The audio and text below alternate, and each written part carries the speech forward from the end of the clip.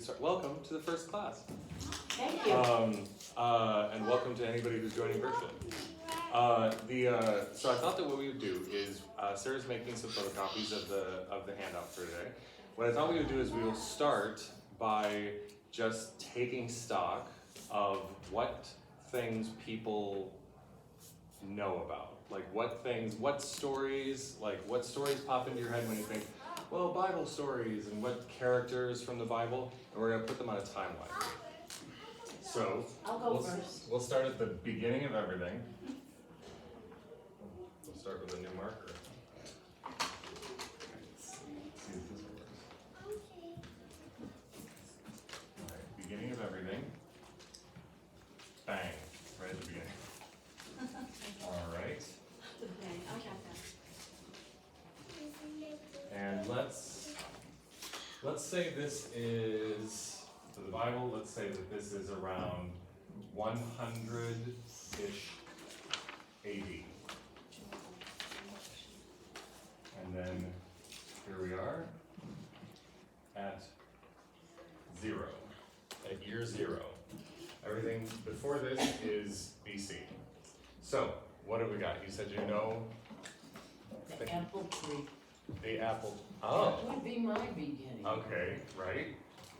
That's actually chapter 3. Ooh. And was it an apple? No, we don't know what it is. Correct. We don't actually know what it is. Likely in that part of the world, likely not an apple. Could have been something else. Could have been a fig. Could have been whatever. We don't really know. Wow. But it's always depicted as an apple, which is true. That's totally true. It's so often depicted from the moment you took a bite out of that apple. Actually, never said that.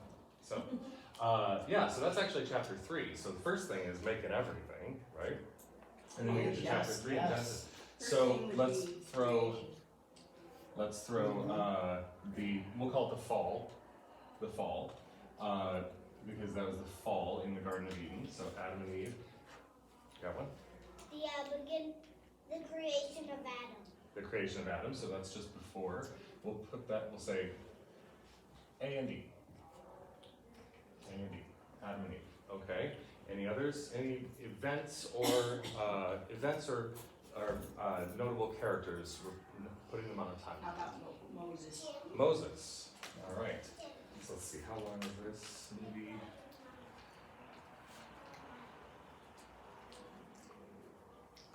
Okay. Satan as the snake. What's that? Satan as the snake. Satan as the snake. Well, that'll be in the fall. Oh. Yeah, that'll be in the fall.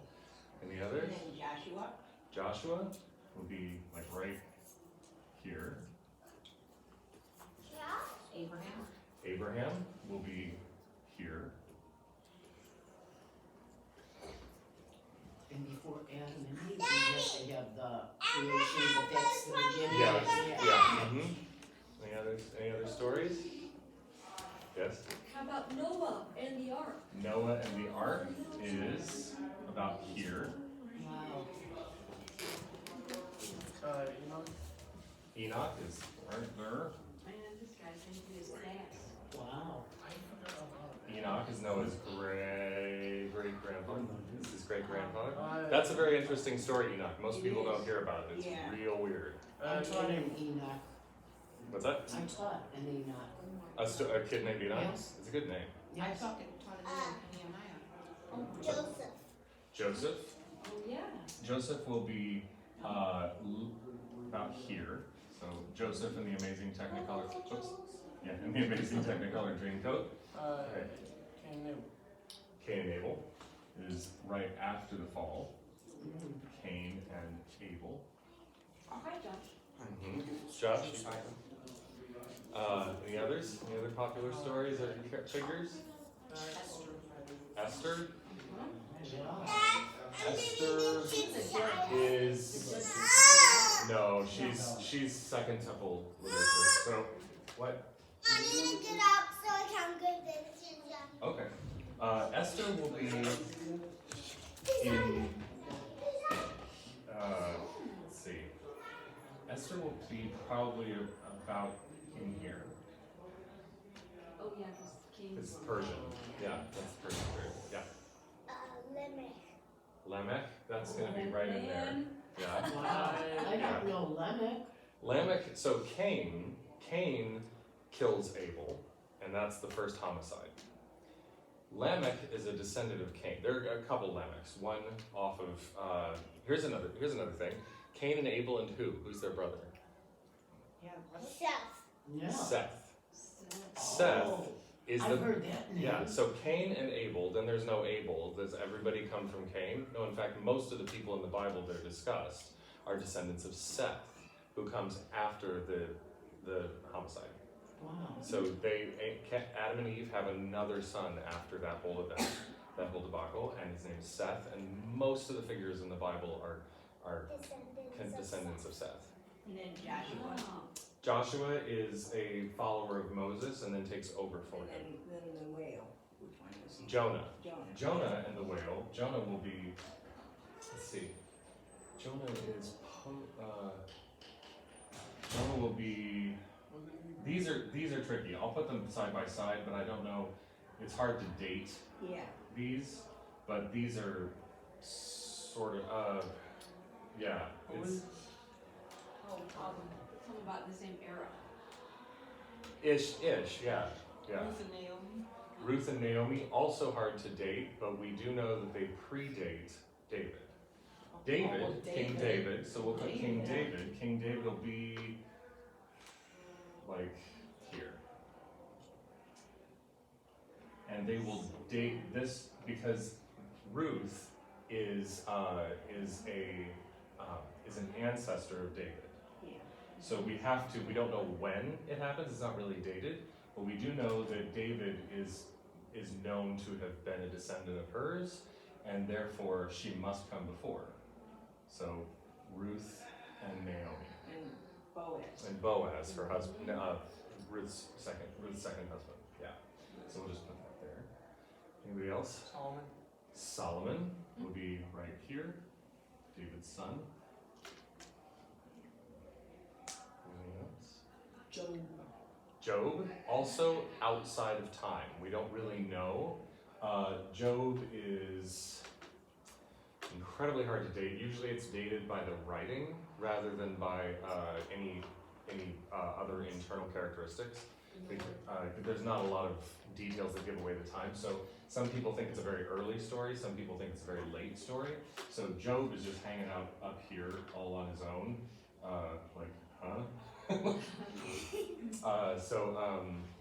there's one figure that we have managed as a Christian church to, he's managed to elude us. Jesus. I was gonna say Jesus, but I thought he was gonna No. Well, he was before 100 AD, right? There we go. So Jesus, believe it or not, was born before he was born. Probably somewhere around like 4 BC. Wait, what? Well, BC means what? Oh, right. Right, but he was actually probably born around 3 or 4 BC. So Jesus shows up on the scene, and But we're he gonna was put even another there- event. But he was even there during the creation. Right, that's the Trinity. That's what's really, That's the Trinitarian idea, yeah. yeah. So then his The word. crucifixion about 30 years later-ish. Crucifixion. And anything else? How about, I'm trying to think what his name is, the one that was a farmer, You okay? and he was told to save his people.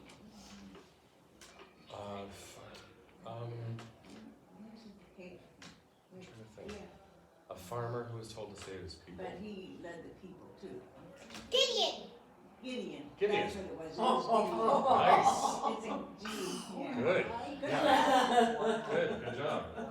Okay, I wouldn't have got that. Refreshing my memory. Elijah, do you want to teach?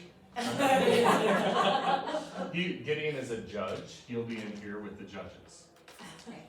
Oh, Elijah, how did you know that? He was a farmer and they told him he had to lead his people and he said, no, I'm just a farmer. Yeah, I he's guess I just have a lot of It's It pretty was a good cool. story. yeah. Well, he watched for they have these summaries of the books of the Bible. They're kind of short on this show called The Bible Project, and they have one for every book. And for Lent, the last 2 years for Lent, he's watched one a day, and so he's gotten a summary of each book. And they're Every good year. stories. I wanna watch that too. They're great. They're great. He'll send us links to Yeah. Okay. So who? for homework. He Any sends others? links and they're Right. really cool little Yeah. stories. Is that Nice. the same Abraham on there who was told to sacrifice? Sacrifice Isaac. Yeah. Yep. And then would you put Isaac with Abraham? Yeah, I'd probably just put him in there with them. Yeah. So have you noticed? Have you noticed a tendency that a lot of our stories come from quite early? There are a lot of stories in there. Yes. Joel. Joel is a prophet. He would end up. Actually, was he? I'm trying to think. He'd definitely be among the Joel and Amos. They'd be Yeah. in the. I'm trying to think Later when they're monarchy. In the Bible. They would have to be in the later monarchy. So Joel, David and Goliath. David and Goliath. Well, that'll be under with Did David. you say Jeremiah? Jeremiah. No, he said David and Goliath. Oh, okay. That Well, would be let me awesome. give you something really quick. Did she pass those out? Oh, great. Yeah, I do. Okay. I have to leave. Yeah, no, that's cool. If you just kind of look at that, and then we can make sure that you get a link for the rest of it, and then. Oh, I can't get on now. Oh, that's okay. Well, then we'll I can but talk. I'll We'll come cover when it I next can. week. Yeah. She'll Okay. be there next. Cool. Yeah. What All was the one that he was a king and he cleaned out the idols? You're probably talking about Josiah. Josiah. Josiah, yeah. That's another good one. Yep. Okay, I gotta run.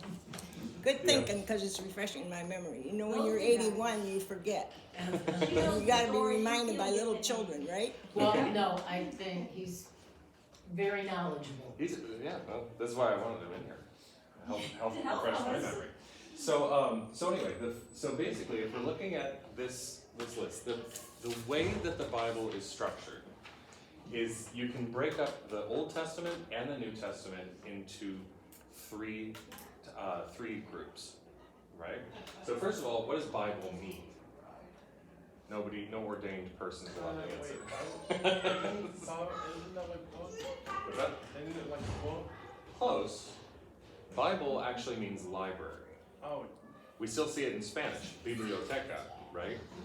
The word Bible. So the book, we tend to talk about it as though it's a book. But the Bible says, it's there in the Bible, but the Bible's actually a library of a whole lot of texts by a whole lot of authors with a whole lot of different things that they're trying to convey. Some and very, very, very, very different types of literature. So one of the things that I always like to point out is that when it comes to people talking about how do we take the Bible? Do we take the Bible literally, or it's like asking, would you take a library literally? It's sort of a nonsense question, because there's stuff in there that has nothing at all to do with literalism. There are huge sections of song lyrics. The Psalms are all song lyrics. The Song of Solomon is just an extended erotic love poem. Don't Right, things forget that- Jeremiah And Jeremiah, and yeah. Isaiah. And Isaiah. I love Jeremiah And is the Isaiah. youngest prophet. Yes. Get away from us. Jeremiah, Isaiah. They're making it on the list. Oops, I can't spell Isaiah. And so there's, and then there's stuff that would be like, because the Bible's really just sort of a big sort of you should take it metaphorically. But that's not true either, because there's a bunch of stuff in there that has nothing to do with metaphor. There's just reams and reams of legal code and genealogies that have nothing to do with metaphor at all. It's just one of the big things about learning about the Bible and learning what's in there and learning to read it is that you have to understand what kind of literature you're reading. Because if you're trying to read a poem as like a user's manual, that's really weird. And vice versa. You're just like, well, these instructions are in French. This is such gorgeous poetry. Yes. And really it just says, take the wrench and, So, the Old Testament is in three groups of broader literature, still with smaller types underneath, but they are the first 5 books. So first of all, the Old Testament is the Tanakh. it's the Hebrew Bible. You'll see this important point off to the side there. It's important to remember that Jewish people do not refer to the Old Testament as the Old Testament, because for them it's just the Bible. And the New Testament is something added on later. There's actually an old Jewish joke that says, why did God create Mormons? So that Christians would know how Jews felt about them. Yeah, and so like a lot of Jewish people would it would not be too far afield to say that they look at the New Testament as a lot of Christians would look at the Book of Mormon. Yeah. You know, so for them the Tanakh, the Old Testament, is really just the Bible, and that's it. The Tanakh, also called there's a Greek translation made a very long time ago called the Septuagint, and it just means 70 because there were 70 scholars that kind of worked on the translation. It's very, very old, and even by the time of Jesus, there are strong indications that that was probably the Bible most Jews were familiar with at the time. If you see quotes, when they quote the Old Testament in the New Testament, a lot of them are quoting the Septuagint, which is just the Greek version. But the Septuagint is the Hebrew Bible. The Hebrew Bible is also called the Tanakh, which is an acronym. Ta. Hold on, save it. Ta, Na.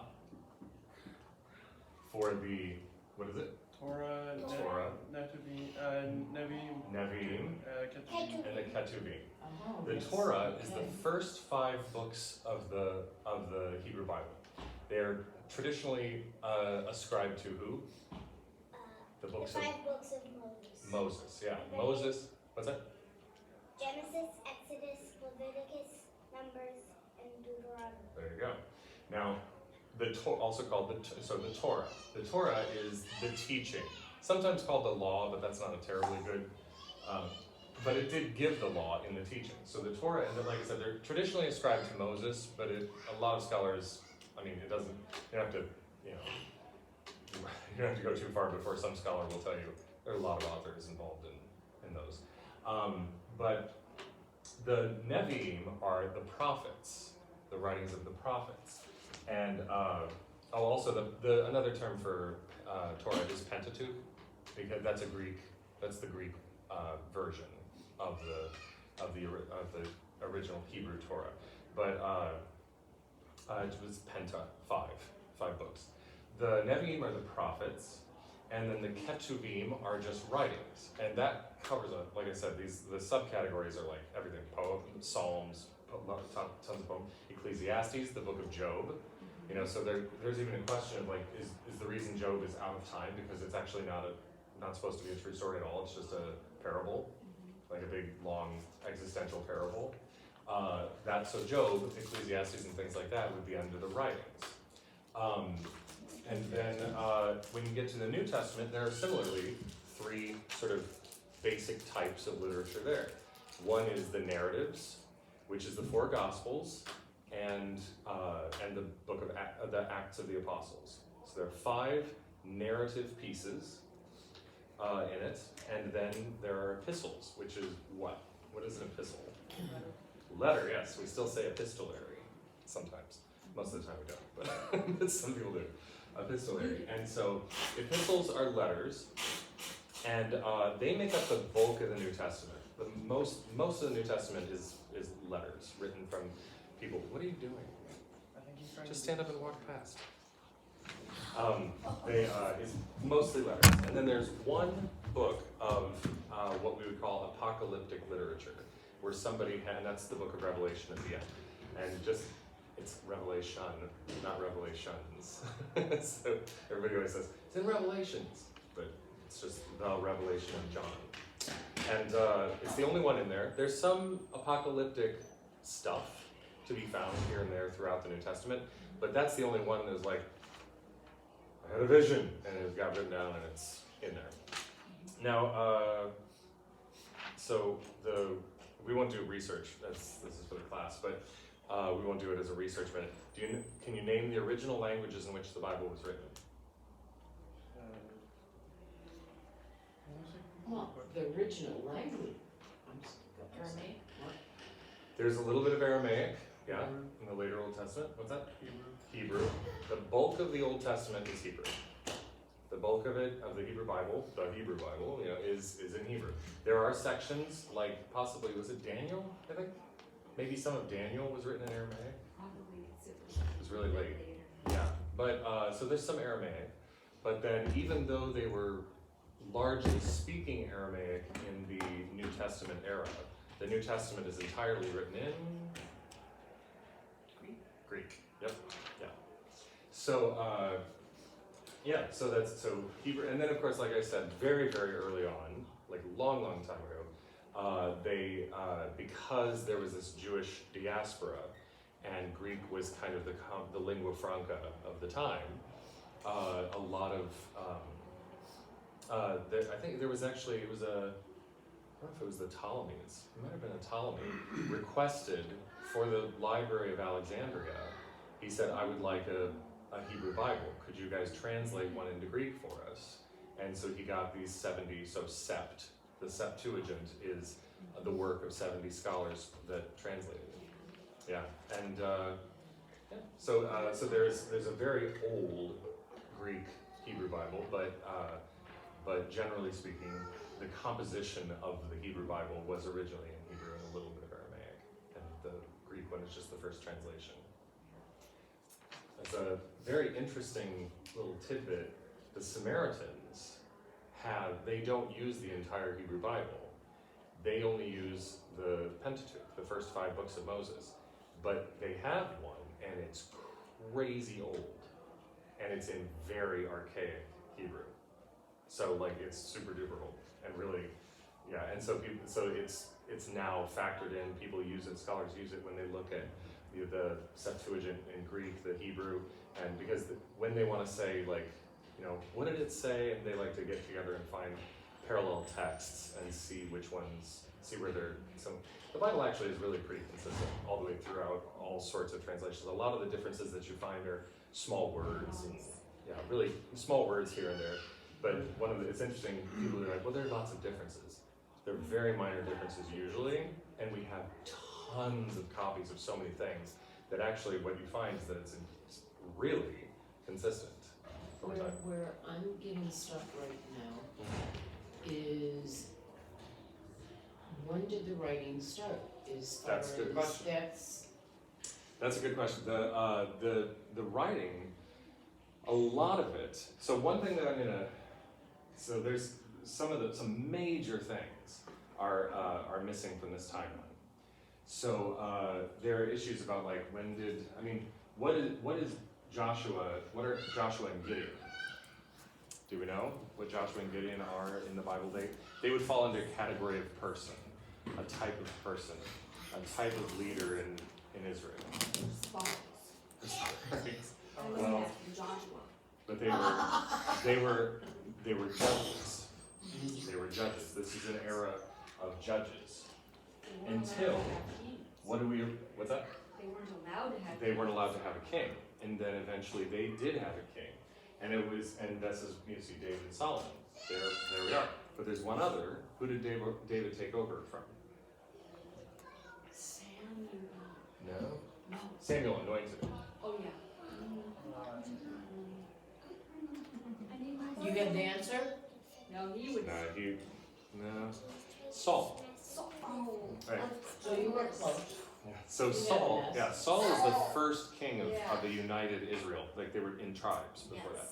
And then, so Saul, then David, then Solomon. And interestingly, as much as we look back and we go, well, ancient Israel, and the kings of Israel. Interestingly, there were only ever 3 kings of the united Israel. And then it splits into north and south. Because, what's that? So it helps off. Better Call Saul. Yeah, that's right. Yeah. And so the kingdom divides into north and south. So when you hear about Israel and Judah, that's what it divided into. Because the north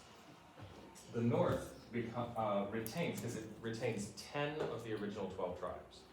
Because it retains 10 of them, the bulk of them, they retain the name Israel in the north. And in the south, Judah was the largest of the tribes, and it was the bulk of what remained in the south. So they just kind of absorbed Benjamin, the other tribe, And so when you hear about Judah or Judea, that's the south, that's the southern kingdom. And So- Jesus was from there, because he was No, the Jesus, Judean. well, sort of. Jesus was born in Bethlehem, but he was from the north because he was in Galilee. Oh, that's right, He was raised in Galilee. looking at my map. But he was born in Judah. That's the Yeah. nativity story. Is it was That's born right. in Judah. Yeah, under the Star of David and all that. I need my Bible right in front of me. But so we don't have very, very long before suddenly the kingdom splits, and the north, and then this is where a lot of things come in about Samaritans, the sort of negative relationship between the Samaritans and the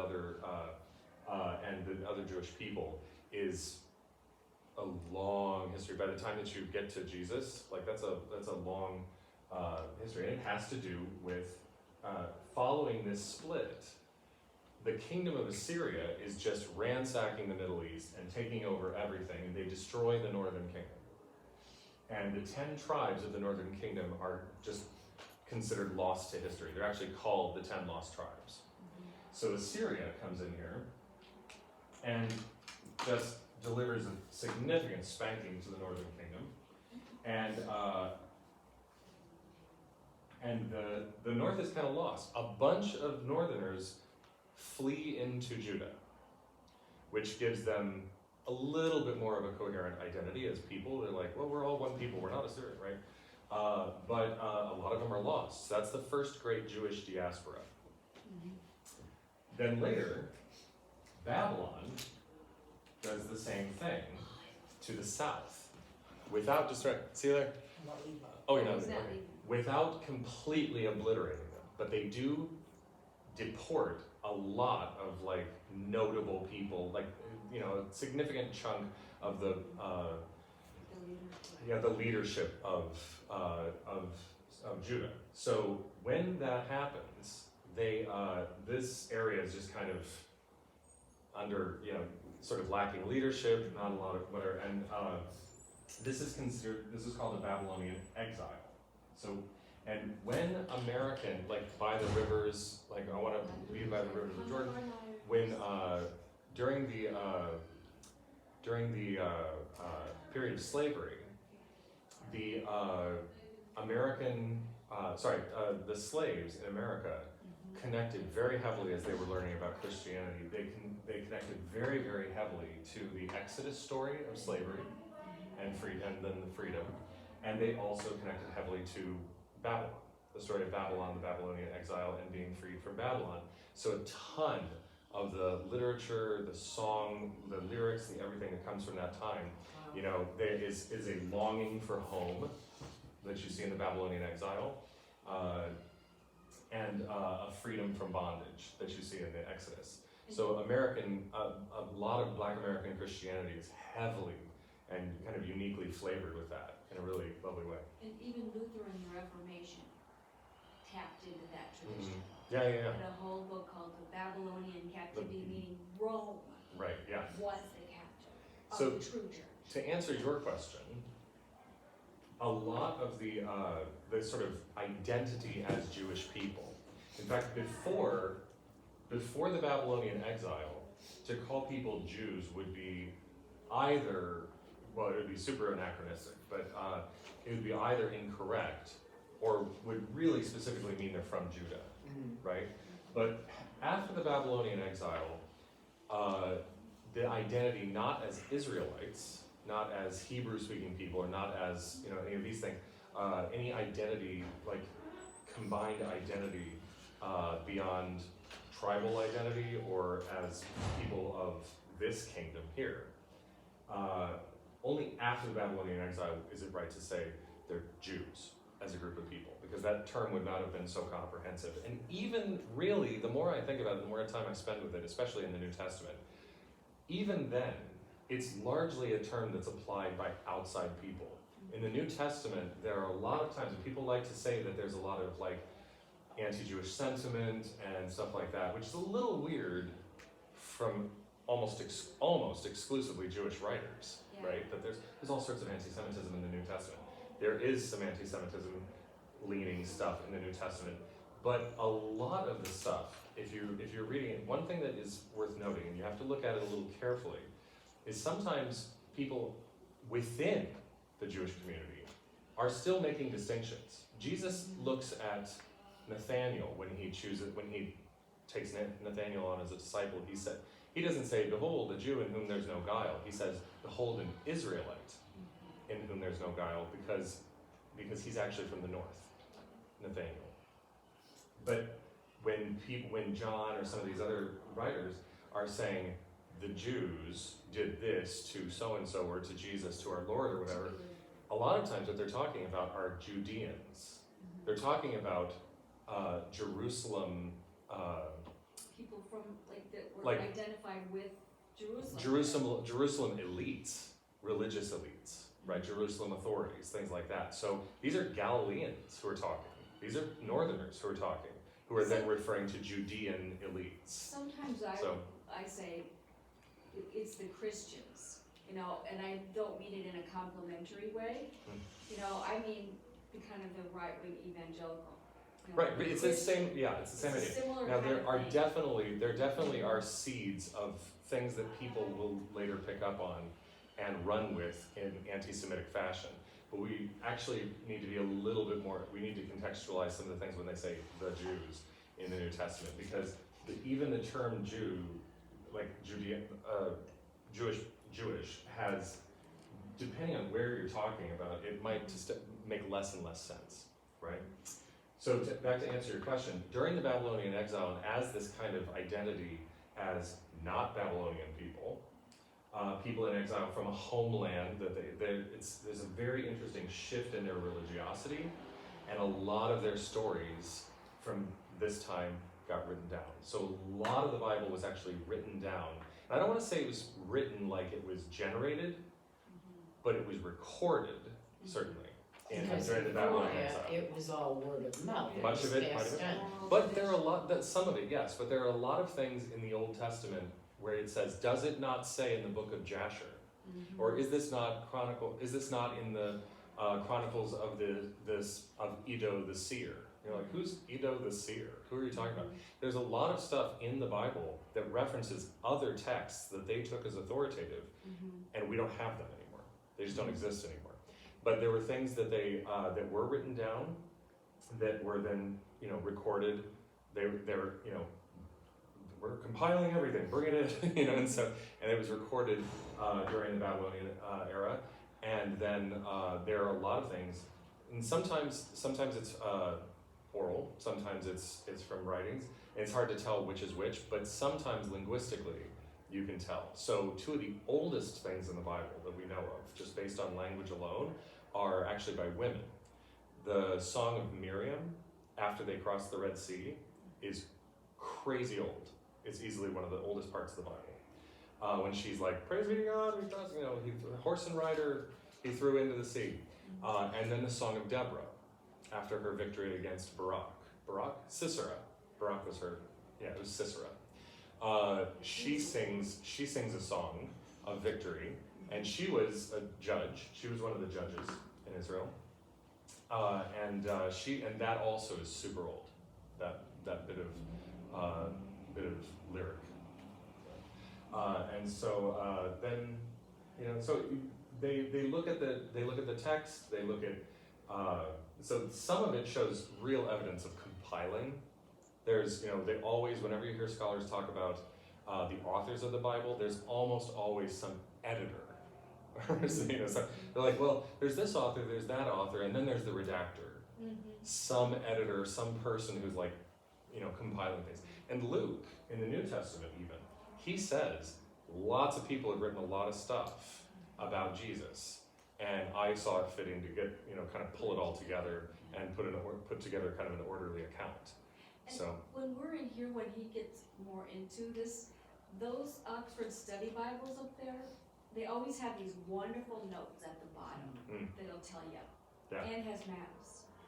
So you said the oldest writing you feel well, is yeah. Deborah and. It's not my feeling, but it's my it's understanding of a story. lot of the a lot of It's That's all. agreed upon generally, yeah. by scholars. My verbiage was wrong. Be precise. Just don't put it on me. Nothing I say is original to me. Can't you just be precise? So So Deborah and then the son of Miriam. Yeah, I like that. It's Miriam, yeah. Yeah. Gee, whoa. Deborah.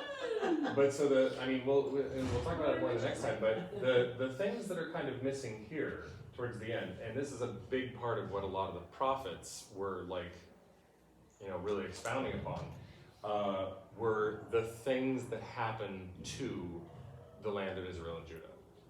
And the first is this conquering by Assyria in the north. Second is this Babylonian exile. And then Persia comes in and kind of saves them. The first, one of the term Messiah is used about more than just one person. David's called a Messiah, but non-Jewish people as well. There's Cyrus the Great is the king of Persia, and he says, you guys can all go back home after the Babylonian, they defeat Babylon. And they go, he's a savior, he's a Messiah. So even he is referred to as a Messiah. But then, so there's the Persian period where they, I have a meeting in Oak Lawn with the other pastors. yeah, I'm gonna wrap this up here in 2 seconds. So there's the Persian period, and then Alexander the Great comes in and Greekifies everybody. Yep, there's Alexander. We learn about Hades. And then in the time before Jesus, who becomes the great big baddie? Rome, right? And so a lot of this stuff, a lot of our stories sort of come from the story-heavy early part of the Bible, right? But the stuff that was interesting is that the stuff that leads us into Jesus, there's a lot of stuff in here that we don't really hear much about, but it's a lot of the reason for the prophets to say things they said. And there's another thing that is also important, particularly, I think it's woefully neglected. And that is this period in here, let's say, basically here. After they go back, there's a little bit more. The Bible, the Hebrew Bible, the Old Testament stops about here.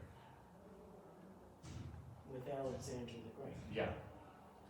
Yeah, after they go back, they reestablish the land in some form of their own kind of leadership, sort of generally under the sovereignty of Persia, but generally they have some chance to kind of rule themselves again.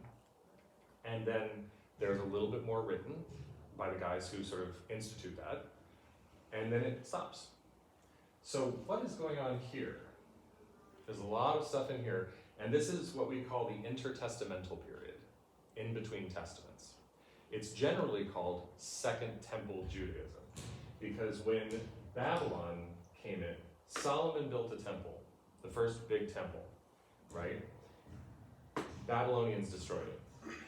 When they come back after the Persians defeat Babylon, they say, you Jewish people can go back to your homeland. They start, and the Persians actually go, yeah, no, go ahead, you guys should have a temple just like everybody else has a temple. So they build a second temple. And the kind of reinstitution of daily life and culture and the law and everything during the Persian period, and the rebuilding of a second temple is the end of the Hebrew Bible and the start of what we would call Second Temple Judaism. And Second Temple Judaism is every bit the context of Jesus of Nazareth. And then 70 years, or roughly 70 years after, this is why I stopped it here, the last things in the New Testament to be written are around 80 to 100 AD, but in 70 AD, Rome absolutely obliterates Jerusalem and destroys the Second Temple. And there has not been another temple in that spot. There's the tomb, it's on the Temple Mount. I'm blanking on what it's called, but it's the mosque on the Temple Mount now. But there has not been a Jewish temple there since 70 AD. So the destruction of Jerusalem happened, destruction by Rome, the Jewish War was like 69, and they destroyed everything in 70 AD. So, but understanding Second Temple Judaism is really the older I get, the more time I learn, the more I learn about it, the more understanding Second Temple Judaism is really, really key for understanding Jesus, because what's not in the Hebrew Bible, what is not in the New Testament, is a whole lot of literature that Jesus and his fellow Jews were reading at the time that was written. It's all Second Temple literature. Some of it is in some small section of it is in Catholic Bibles. It's called the Apocrypha. But even that was about most of what we had until the Dead Sea Scrolls were discovered in like 1940, 1949? 1949? So maybe we'll find more writing. Well, we have. There's No, been a bunch. I mean, Oh, even. right, right. older. Well, what's interesting is that when they found the Dead Sea Scrolls, they found a bunch of much, much older Hebrew Bible, sections of it, great big sections of it, much, much older Hebrew Bible than what's called the Masoretic text, the standard one used by Jewish people in Jewish synagogues, which is a little bit later. And while the Masoretic text is enormously authoritative and very carefully constructed by the Masoretes, Jewish scholars, one interesting thing is that the Dead Sea Scrolls versions of the Hebrew correspond in many cases better to the Septuagint. So when you see, so like it's sometimes if you're like, well, is in the Hebrew Bible, the standard Hebrew Bible versus the Septuagint version? Some scholars would tell you lean towards the Septuagint because it's probably based on an older, like, I mean, if you've ever picked up a Bible in a translation, especially for like modern translations, and you're like, well, that's not how people talk anymore, and so they do it, but then they actually take it further afield from what the original text would be, right? You just go, well, it's, with every translation, you're running that risk, of it getting slightly altered somehow. And many scholars have observed that when we found the Dead Sea Scrolls, we found older Hebrew versions than the Masoretic text, and they very often correspond better to the Greek version that Second Temple Jews used. So. I have a question, another question. Imagine that. 3 kings. Now when Jesus was born and there were 3 kings, does that come from Saul, David, and Solomon? That's an interesting thought. I never thought about that. I don't know that. I'll bet you somebody wrote a dissertation on that. Well, the interesting thing is that I don't know if I'd have to double check if it's in the Bible, but anywhere somebody describing them as kings. I think tradition has described them as kings more in the Bible, but generally, unless I go back and read. But did you not say they were the first 3 kings? That's true, but the 3 men wise that they're called magi in the Greek, which is where we get the word magician. So they were wise men, and the magi were actually, the term magi comes to us from Zoroastrianism in Persia, and so it's generally believed that the 3 men that came were probably 3 like priestly sort of people who were part of 3 priestly Zoroastrian people from Persia who were themselves, I think, I believe that a lot of religions have made a lot of use of astrology, who were astrologers and thought something major had happened. It's also the case that the nativity story is only in 2 of the Gospels, not all 4. And Paul, in his letters, the earliest writings we have, Paul doesn't seem to know anything about the virgin birth. Mark, which is the second oldest, is not the second oldest thing, but it's likely the earliest of the Gospels. He doesn't have anything to say about Jesus' birth. John, who is the latest probably thing written, but also a lot of people go back and forth on John in terms of whether or not it was actually written by John, like the apostle. There are also a few Johns, so it's hard to know who's who. But he doesn't say anything. If he was one of the disciples, you'd think, and he was like, well, he was born of a virgin too. He doesn't say anything about it. Luke, who's collating stories, but never knew Jesus, and Matthew's also sort of, it's hard to know exactly what we'll talk more about the